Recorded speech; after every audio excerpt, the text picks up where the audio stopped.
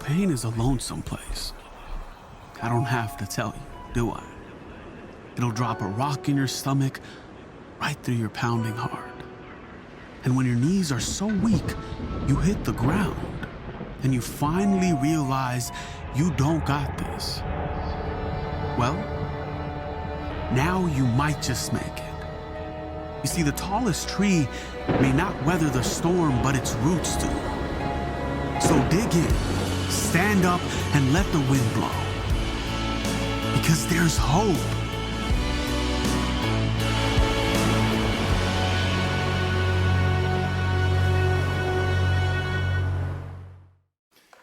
All right, you guys ready for a message this morning? I'm excited. This is the second part of a series that we started last week called I See You. I See You. And really what we're doing in this series is we are talking about a lot of the people and a lot of the things that don't often get talked about in church. We are talking about people who are hurting, people who are going through stuff, people who are wrestling with stuff, people who are dealing with things. So often in the church, it feels like we paint this picture that life with God is just this kind of up and to the right thing all the time. And it's just not. The good news is that God is with us in the middle of our troubles, that he's with us in the middle of our struggles, that he's with us in the middle of our pain, that he's with us in the middle of our toughest relationships, all of that kind of stuff. That is the good news that we hope to. That we have hope in. And so as a result, we just decided, what if we took a number of weeks and we just talked to some of the people in church and maybe in our community that feel like, you know what, church hasn't seen me going through my situation in a long time, and I don't know if there is any good news for me anymore. We just wanted to be able to give some good news to some hurting people. And so as we do that, we're kind of diving in today. We set the whole table with a message last week where we talked about how in order to be seen by God, that you have to step out and you have to want to be seen. And as you do that, there's good news, there's hope, there's life on the other side of that. Today, we're going to be talking about what would God have to say to those who are struggling or going through grief, to those who have maybe lost somebody or lost someone. What would God say to the grieving? And to that, I want to start us off with just a couple of scriptures today. They're both short, but they are the Apostle Paul and Jesus both talking a little bit about God would say to grieving people. And this one is from 1 Thessalonians. This is the Apostle Paul. He says this. He says, "And now, dear brothers and sisters, we want you to know what will happen to the believers who've died, so you will not grieve like people who have no hope." This is Paul's way of saying, notice, I didn't say I don't want you to grieve. I want you to grieve like someone who has some hope. He's noticing the grieving people. Jesus has another way of saying it, and it's kind of different. This is what he says in Matthew 4, verses 3 through 6. And this is from a very famous part of Scripture that's known as the Beatitudes, okay? He says, "Blessed are the poor in spirit, for theirs is the kingdom of heaven. Blessed are those who mourn, for they will be comforted. Blessed are the meek, for they will inherit the earth. Blessed are those who hunger and thirst for righteousness, for they will be filled." The title of my message this morning is Good Grief. Good grief. How do we process our grief? How do we talk about grief? How do we handle our grief? How do we walk through our grief together as people who grieve but have hope? People who mourn but are comforted. Would you pray with me?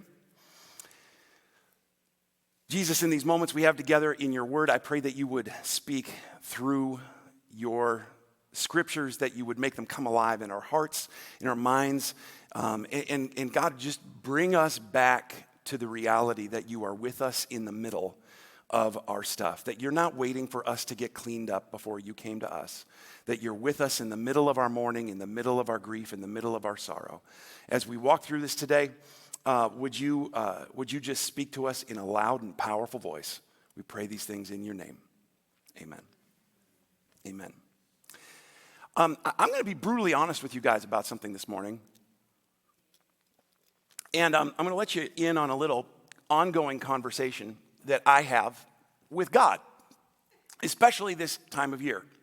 It happens most years, but especially this time of year. Are you ready for this? A little bit of reality from the pastor front, okay? Here's my confession to you this morning. I do not like living in Minnesota. I don't. If you're watching online and you're in another part of the world right now, I'm jealous of you. I don't like living here. That's just the honest reality. I don't love the fact that this is where God has stationed me. I don't think that makes me unique amongst God's people. I think that if you read throughout the Bible, especially the Old Testament, the prophets in particular, none of them were happy about where God sent them and where he dropped them on this planet. I don't love that this is where God placed my people. I don't love that this is where he has allowed me to grow roots in my life so that I can't leave, right? And the reason, listen, it's not personal, okay? It's not personal. I know some people are like, well, that's a nice way to start a sermon. He just said he doesn't like any of us.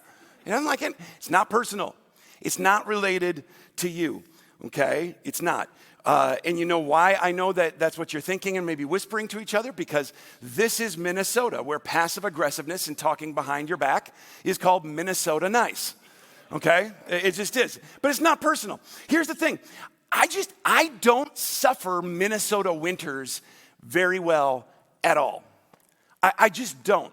And you know what? The older I get, the bigger that feeling is getting.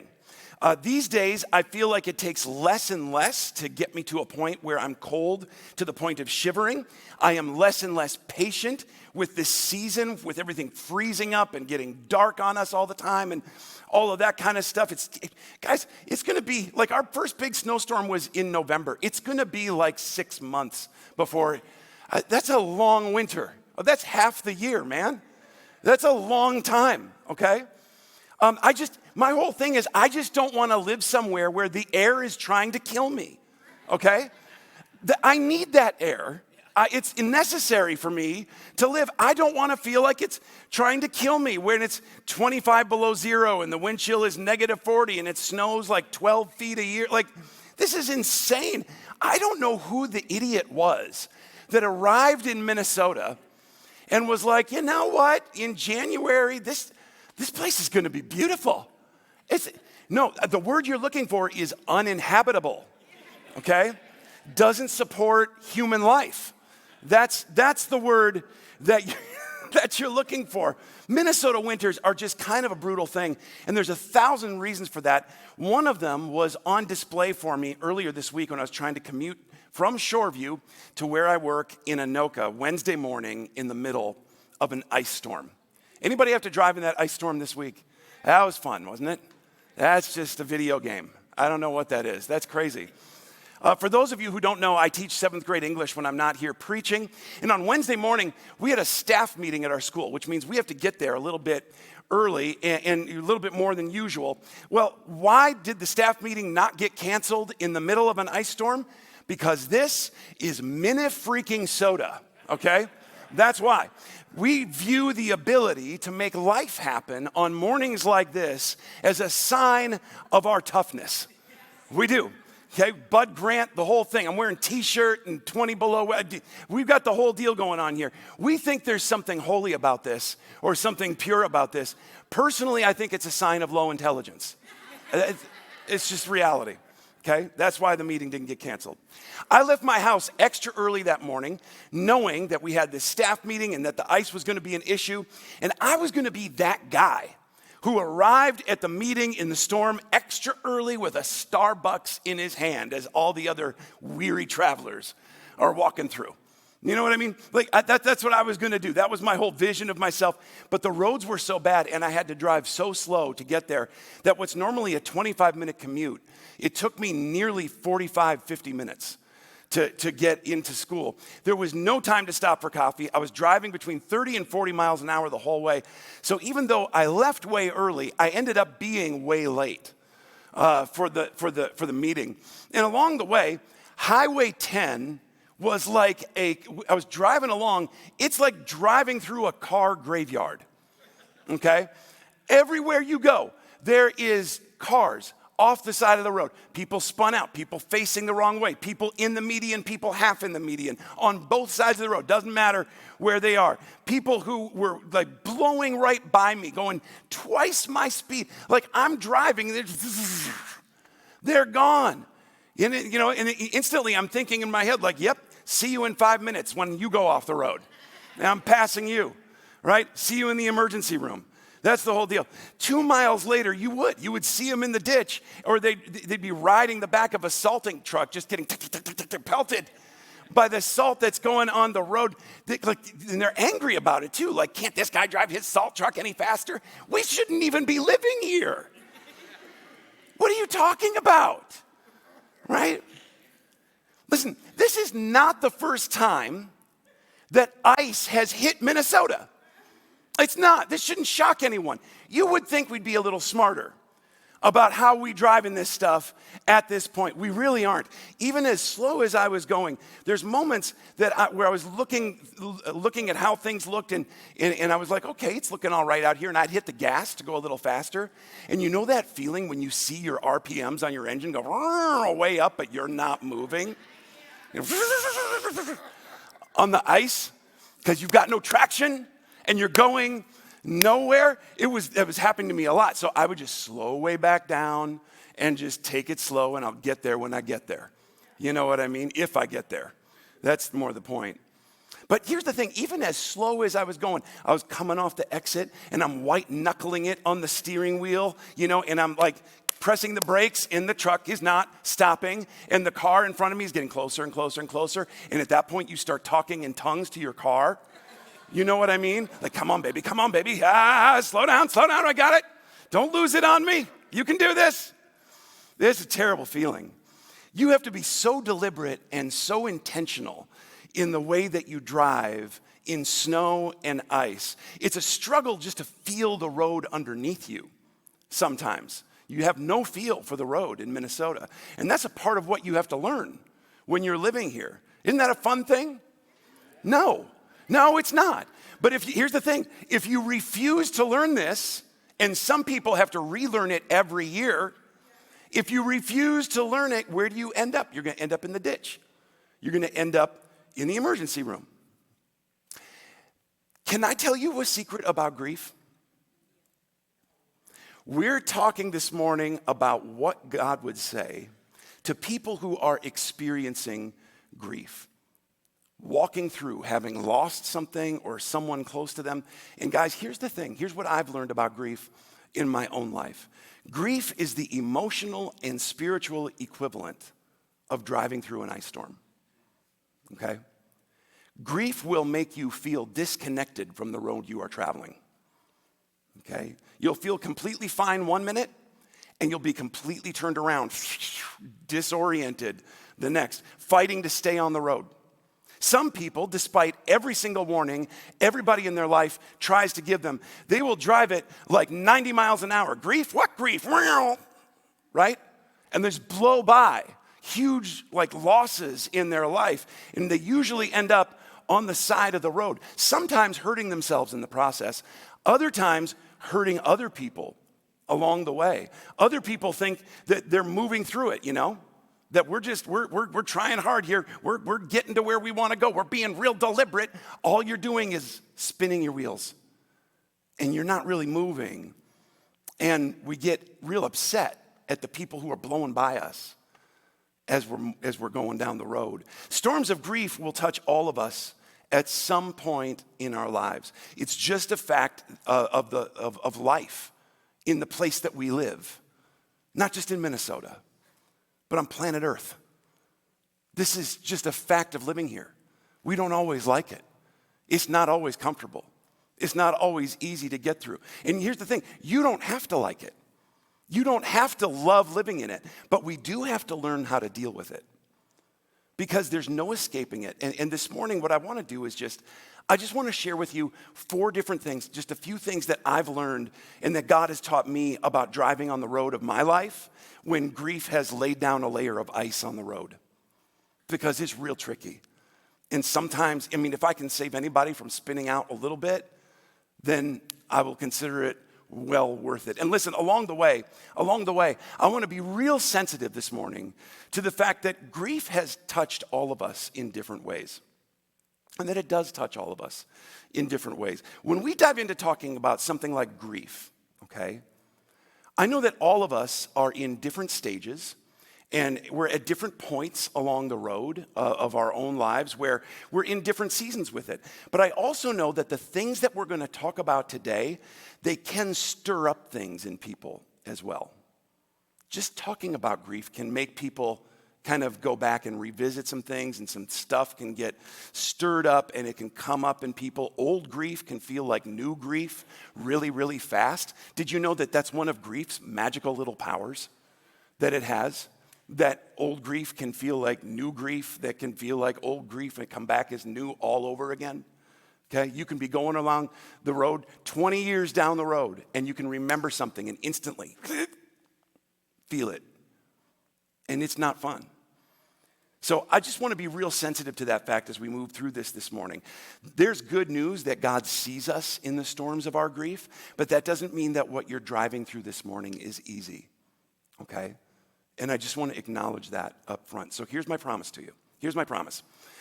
I promised you that I'm not going to give you any trite, standard, pat, churchy types of answers this morning, okay? They weren't helpful for me, and I don't think they're going to be helpful for a lot of other people, okay? This isn't just going to be like the pie in the sky for someday after you die kind of a talk, okay? That's not what this is. Your grief is way too personal, it's way too painful, and this stuff is way too sacred to just blow through stuff like that. So what I want to do, if you'll let me, is all I want to do is I want to gently slide into the passenger seat with you here for just a second this morning and see if we can just talk about a few tips for driving through this ice storm of grief. Okay? These are a few of the very real things that God has just shared with me as I've been driving through my own grief in my own life. And so I'm sharing them with you. And I know that what you're either going through or have been through or are going to go through, I know that they're not easy conditions. And I respect that. But as I've driven similar kinds of storms in my life myself, I've learned a few things along the way. And they've been a comfort for me. And I'm hoping they will be for you. So does that sound all right? Can we do that this morning? Yeah. All right. The first one is this. First little driving tip in the middle of the storm is this. That you don't have to lose a person to experience grief. You don't have to lose a person to experience grief. When we say we're going to talk about grief, right? Usually the very first thing that we'll think of is the loss of a person. Somebody who has passed away, somebody who has passed on. The people that are grieving are people who have lost somebody close to them, right? Somebody has died either expectantly or unexpectedly. Grief is about the loss of someone who's passed away. That's the natural assumption that we have. That's what Paul is talking about in the passage from 1 Thessalonians, right? He says that we don't want you to be ignorant about those who have passed away. We want to help you with a little bit of hope in the middle of that. But when Jesus is talking about those who mourn, this is so interesting about him. He expands the conversation, okay? It's interesting how he couched it into words about grief. Jesus is in the middle of listing off all of these things are, blessed are these people and blessed are those people. Just these short little phrases where Jesus is just going through and pointing at people. This is his I see you sermon, okay? This is him pointing at people like, I see you and I see you and I see you. And it's not Barney, this is Jesus, okay? Who's actually saying, I see you in the middle of what you're going through. Jesus said, blessed are the poor in spirit, for theirs is the kingdom of heaven. Blessed are those who mourn. There's our grief, right? And for they will be comforted. Blessed are the meek, for they will inherit the earth. And blessed are those who hunger and thirst for righteousness. What do these people all have to do together? When Jesus is talking about grief or mourning, watch this. He's not just talking about people who've lost somebody. He seems to be broadening it out in the conversation and talking about people who have a hurting spirit, people who are downtrodden, people who feel like there's something wrong with the world, the way that it is, and how is it that we live here? How is it that this is what we experience, that this is what we go through? They hunger and they thirst for righteousness, but they haven't found it yet. Yet they know that where we live isn't an easy place to be, but they're seeking God in the middle. What is Jesus getting at here? What is he talking about? I think what he's getting at in what it's taken me some time to learn about in my own life is that grief will wear a lot of different outfits when it shows up at your door in your life, okay? It'll show up it'll dress up like a lot of different things, come disguised as a lot of different things. Sometimes grief is about someone that we've lost. And those ice storms can be torrential. Right? The pain and everything is just crashing down on you all over the place, and the rain is hitting the windshield so hard you can't even see the way forward. But other times, a grief storm can be like a fine mist that you can barely feel it on your body, and yet the layer of ice that it's creating on your road can be every bit as slippery and every bit as dangerous to walk on. You don't just have to have lost a person to experience grief. In my own life, I've experienced that as well. I've had dreams die, hopes die, relationships have died, careers have died and been resurrected. I've seen churches die, seasons of life pass away and new ones begin, whether I want them to or not. I can't stop it. I have no power to stop that. You can even grieve things that you've never had. Have you noticed that? You can grieve things you've never had. Ask someone who's never been married if they grieve it. Well, how can you grieve something? How does that work? Right? Ask someone who's born with a dysfunction or a physical malformity if they grieve the use of whatever it is that doesn't work right, even if it's never worked. Even if it's never worked. They may have adapted, but that doesn't mean they don't have to grieve it. Here's a fun one. See if you can relate to this. Sometimes, and I've experienced this, sometimes you can be in the middle of something that's bringing you so much joy, and it's bringing you so much blessing, and it's so fulfilling, and it's so much fun, and you could be in the middle of a vacation. You could be in the middle of celebrating a holiday, having the time of your life, everything is good, and grief can sneak into the party in your heart. Have you noticed that?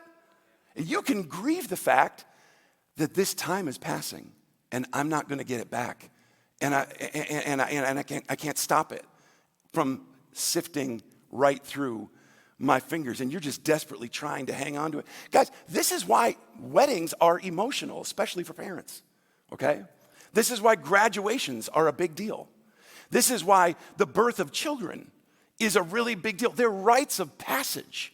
They're mile markers to let you know that there are things about this place that we live that are really, really good, and they're full of joy, and they're full of wonderful things, and they're really beautiful, and they're really, really meaningful, but there has to be more to it. This can't be the only time that I'm going to experience this. There has to be more than this. They create within us this longing. Jesus calls it the hunger and the thirst for righteousness. It's got to be more than just these isolated moments. There are these moments that are reminders that life is both very, very sweet and also it is relentless. It is relentlessly passing us by. Like that old saying, like grains through the sand of the hourglass, so are the days of our lives. Right? Has that ever happened to you? Yeah, grief is sneaky like that. It's real sneaky.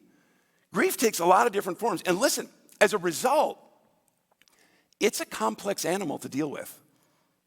Jesus recognizes this.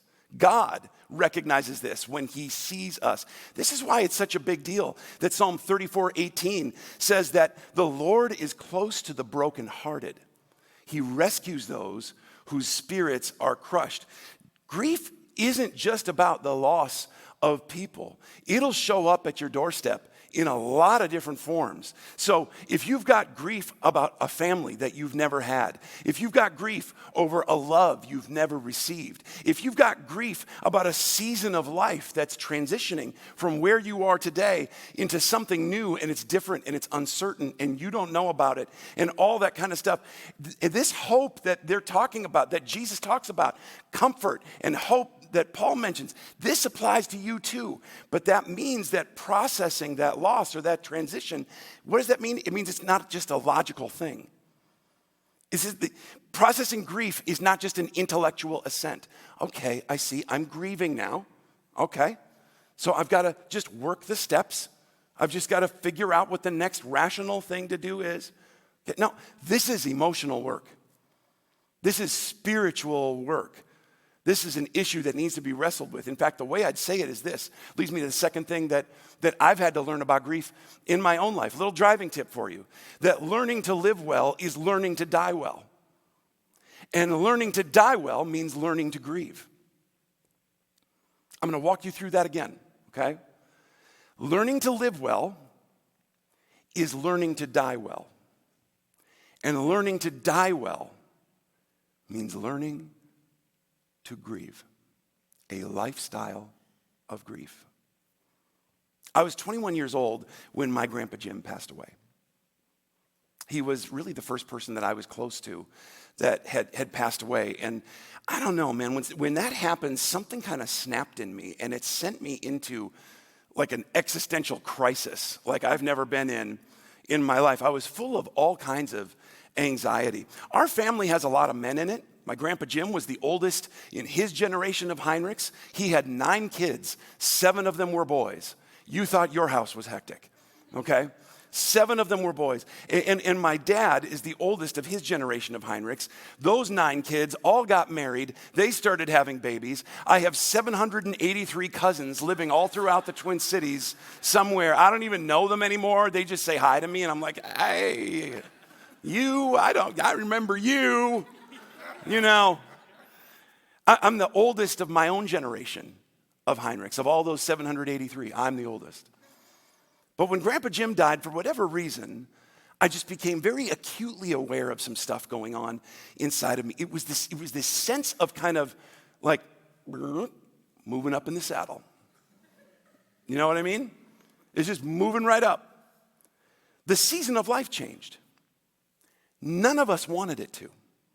But we don't get a choice about that. I suddenly felt internally like all of us, human beings, man, we're on a conveyor belt that you can't stop. And it's going somewhere, and we don't know where this thing is going to end up. And you don't get a say about any of this. This is how neurotic it got for me. This honest, true story. Okay, and listen, you can all go home and talk about how weird I am. I don't care. That's fine with me. All right. I would lay in bed at night, and I would hear and feel the beating of my heart. And I would become acutely aware of the fact that my body, my heart, only has so many more beats in it before one day it's gonna stop. And there goes another one, and there goes another one, and there goes another one, and there goes another one. See, you all think you have issues, okay? You thought that you were I was just streaming stuff on Netflix last night. I was not listening to my heart thinking about my death, okay? No, I'm just saying. Like that's where I was at with it. The turning point for me in this whole deal was that one day I was having a conversation with my dad about it. And I told my dad, who's also a pastor, I said, I don't want to die. I don't want to live here anymore. This is not, this the old hymn, like, this world is not my home. I'm just a passing through, right? My dad said, well, think of it this way. Did you want to be born? And it got me thinking a little bit. And it led to this whole conversation about the fact that if God brought you into existence, and that's a good thing, then maybe we can trust him not just with how things start in life, but maybe we can trust him with what comes next as well. In other words, listen, I don't care if you're a Christian or not. I mean, I do, but for the sake of this conversation, Christian or not, whether you come to church or not, whether you're in person or whether you're online, whatever, last time I checked, the death rate of human beings is still 100%. Okay? Like, it doesn't stop. We've made huge advancements in modern medicine. Death rate is still 100%. We've had pandemics. Yeah, I know. We've got a bigger pandemic. It's called mortality. Okay? We're all going to die at some point. Modern medicine is a wonderful thing, but none of us get out of this. This is what Jesus meant when he said this in Matthew 10:39. He said, if you cling to your life, you're going to lose it. But if you give up your life for me, you'll find it. You'll find it. Why do I lose my life if I cling to it? Because without Jesus, without a hope for what really does come next, without hope that there is going to be another season, there is going to be another chapter, there is going to be an avenue for hope that God is going to create in my life, without a very real, intangible bridge from where I am today to where I want to be and what comes next, then all of life, all your relationships, your jobs, careers, everything about life just becomes a series of endings and losses that have no purpose whatsoever. That's what Jesus is saying.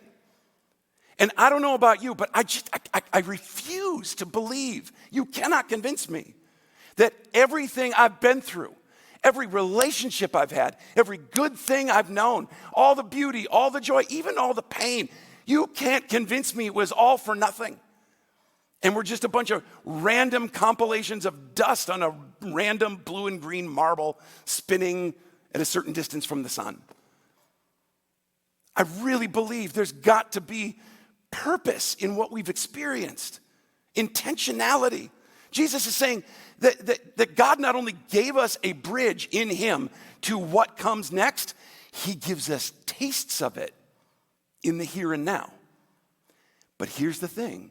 You've got to trust him with what comes next. That's what life is all about. Can I keep moving forward in the storm because I know that Jesus rides in the car with me? Listen, if you don't have that, then Jesus says you're going to end up clinging to things in a way that Paul says you're grieving with no hope. You're going to end up clinging to things to try to save you that have no power to save you. You're going to grieve harder. And when you grieve things, church, you need to understand you're not just grieving what you've lost. You're not just grieving what you can't get back. You're not just grieving that person. There's a part of grieving something or someone that you lost that is grieving the fact that you know that that loss is a reminder that this ice storm we're driving in is a very dangerous place. You're grieving the fact that you have to drive it at all. And in reality, Jesus is saying, I know you don't want to be here. This wasn't what I wanted for you. That's why I'm here. So here's what I'm going to do. I'm going to teach you how to drive through it differently. And in order to drive through it differently, you're going to have to let go of some things that you don't want to let go of. Your journey to healing begins with accepting that reality. I know you didn't want to lose him. I know you didn't want to lose her. I know this isn't how you thought it was going to be. I know this isn't how you pictured your life going. The only way around this storm is to be at a place where you understand that God walks through the storm with you. And the only way you can do that is if you cling to the only one that's been there and he came back to help you. He's the only one that's been all the way through the storm and then came back to tell you, hey, not only am I with you, but I know the way to get to where the good weather is. He's the only one who did. The healthiest and most mature people in life, the people who honestly I think are the happiest in life, I'm telling you, they're the ones who are the quickest to accept losses when they come and find peace on the other side. Have you noticed that? Maybe you haven't noticed that. People who are the happiest in life, the most content and at peace, are people who are able to really believe, as Dallas Willard used to say, that where I am in the world and what is happening around me is a perfectly safe place for me to be, and that there's hope for me on the other side of it. I'm not saying these aren't people who aren't hurting or that they're not grieving. I'm just saying that they're quick to have faith in the storm. Does that make sense? Okay? I'm not saying they don't hurt. They believe that there is something more to life than the storm. And here's the thing, they live like it. They live like it. When Jesus is pointing this out, that we have to lose our lives to gain them, that we have to trust something other than what we can see on the road directly in front of us, they believe him. And they don't stop the car and just sit in the storm and feel like it's never going to end. And oh my gosh, what am I going to do? It's so overwhelming. And just grief, grief, grief, wail, wail, wail, weeping, weeping, weeping forever.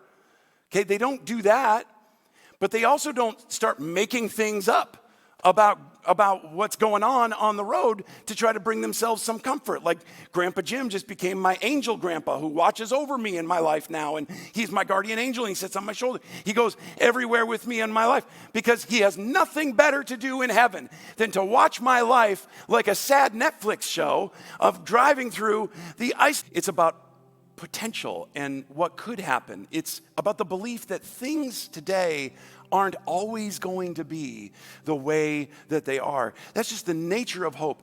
Paul says that you need to grieve as people who have hope. We need to relate to the past as people who trust that the future kingdom of God is breaking into our lives here and now. And it is my professional and pastoral opinion that that is something that, generally speaking, we are very, very bad at.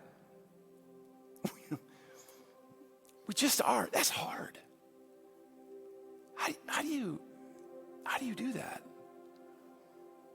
I've had moments of my own life that grief has absolutely taken my breath away. I've lost people, friends, family members, relationships. Raising my kids has looked real different than I thought it would. My family has looked real different than I thought it would. I've seen a thriving church come to a point of chaos and close. I've dealt with conflict. And listen, when I think about all the different points that I've encountered grief, when I think about all the different outfits that grief showed up on my doorstep with so far in my own life, it's enough to stop me in my tracks. But what gets me through is a hope for the future. And I don't mean like when I get to heaven someday, it's all going to just be healed and magically delicious, okay? Like that's not it. I mean right now, the way I get through that is I have to fix my eyes onto God and the future he's set before me. And I got to trust. I have to actively, purposefully, intentionally trust that what's ahead of me is better than what's behind. Proverbs 4:25 and 27 say it this way. It reminds us to look straight ahead. Where do I start? Where do I start processing my grief? You look straight ahead and you fix your eyes on what lies before you. You mark out a straight path for your feet and you stay on the safe path. Don't get sidetracked. Keep your feet from following evil. That does not happen by accident. This is something you must intentionally choose. Nothing good happens when you get sidetracked by stuff. That's when despair takes over and you quit. That's when spin-outs happen. That's when you're fixing your eyes on something other than what God has before you in his purpose and by his plan. You get your eyes up. You get your eyes forward. You get them up and forward, up and forward, up and forward, up and forward. There is a reason that the windshield of your car is so big and the rear view mirror of your car is so small, okay? You get your eyes looking at what's coming up, aware of what's in back, grateful for what's in back, thankful for what's in back, but you get your attention on what's coming forward. Yes, it really did happen. Yes, you really did lose what you lost. Yes, it hurts and it's painful, but forward is where your life is. We don't stop here. This isn't where we're going to stop. Grief will force you to decide that. It'll force you to decide to live how you're going to live in relationship to the past. Are you going to forgive them? Are you going to learn something new? Are you going to trust God with your future? Do you believe he can provide? Do you trust that he can heal? Can you trust that God really can get you to where you need to be from wherever you are? Do you see him standing with you in your pain over what happened? Force you to deal with the past. But grief will also force you to decide how you're going to walk into the future. Are you going to live in fear? Are you going to walk away? Are you just going to quit? Are you going to give up and let your hard heart become even harder and get to a point where it's so stony that you're just going to speed through it, numb it up, find some comfort in anything you can see directly in front of you, anything other than Jesus, maybe even pretend it doesn't exist? Either way, grief never leaves you in the same place that it found you. Even for Jesus, grief forced him to decide how he was going to live. You want to know how the Bible describes Jesus? You want to know what God would say to those who are grieving? Isaiah 53, 3-5 says this, that he is despised and rejected by men, a man of sorrows, and acquainted with grief. And we hid, as it were, our faces from him. He was despised, and we did not esteem him. Surely he has borne our griefs and carried our sorrows. Yet we esteemed him stricken, smitten by God, and afflicted. And he was wounded for our transgressions. He was bruised for our iniquities. The chastisement for our peace was upon him, and by his stripes we are healed.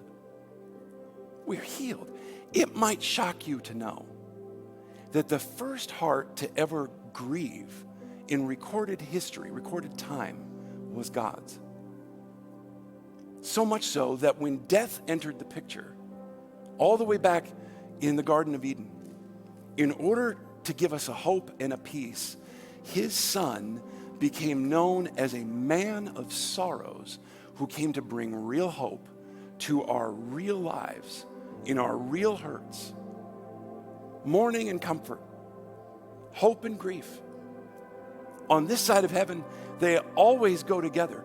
Grief born from love forced God to choose how he was going to live towards us. And his choice was massive action based on what he would do in the future.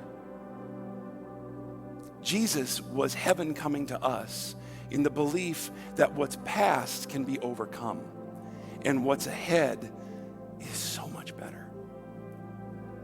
God stands with us in the grieving. And that's why there's comfort in the mourning. That's why there's hope in the grief. But you have to decide it. You have to decide how you're going to live after the loss of whatever it is that you're grieving. Your life is going to go on. This is not where your life ends. And I know that some, you don't understand what I've lost. You don't understand how big it is, and you don't understand what I've done, and how blah, blah, blah, blah. You don't understand how I feel. Maybe not. But even if I don't, he does. See, here's the thing. There's too many other people on the road with you for you to spin out or get stuck here. So we're going to mourn it, and we're going to grieve it. But we're also going to hang on to comfort, and we're going to hang on to hope. I think that's what God would say to those who are grieving. Jesus chose how he would live so you could choose how you would live. That you weren't blessed because of the mourning. You're blessed because of the comfort in it, in the person who stands with you. He's going to get you through the storm all the way to the other side. Father, we're grateful for the fact that you sent Jesus to us, that your choice of how you were going to live towards us was an intentional choice that came out of your love and your grief around what had happened to us. You stood with us in our pain. You stand with us in our sorrow. You took on all of it so that we would have the ability to stand in the middle of these things that are hurting us and intentionally choose the life that we're going to live moving forward. We have that choice because of you. So as we choose this week, help us to choose not as people who are hidden from grace, but who stand in it, who walk in it, who are so saturated in it that our fingers are pruny in it. Help us to be people who just exude grace to those around us because of the grace that we've received. We pray these things in your mercy and for the comfort of your people. Amen.